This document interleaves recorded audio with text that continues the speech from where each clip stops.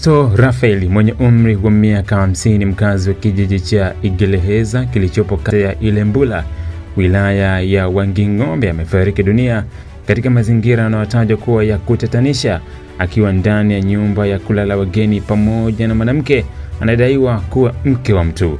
Tukio hili limetokea saa 2 usiku wa Jumapili, Juni 8 mwaka huu, ambapo marehemu aliripotiwa kuzidiwa ghafla akiwa chumbani na baadaye kufariki dunia akiwa njiani kupelekwa katika kituo cha afya Ilembula.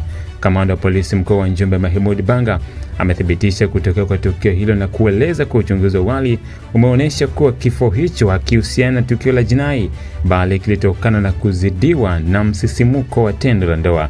Amesema tukio hilo limetokea saa 2 usiku wa Jumapili, Juni 8 mwaka huu, huko wilayani Wanging'ombe mkoani Njombe. Akizungumza hii leo Juni 10 mwaka 2025, Kamanda Banga amesema kwa marehemu, ambaye alikuwa na mwanamke mmoja, jina limehifadhiwa kwa sababu za kimaadili, alikuwa katika chumba kimoja wapo kwenye nyumba ya kulala wageni bila kutaja jina. Walipokuwa wakiendelea na tendo la ndoa ndipo alipozidiwa ghafla.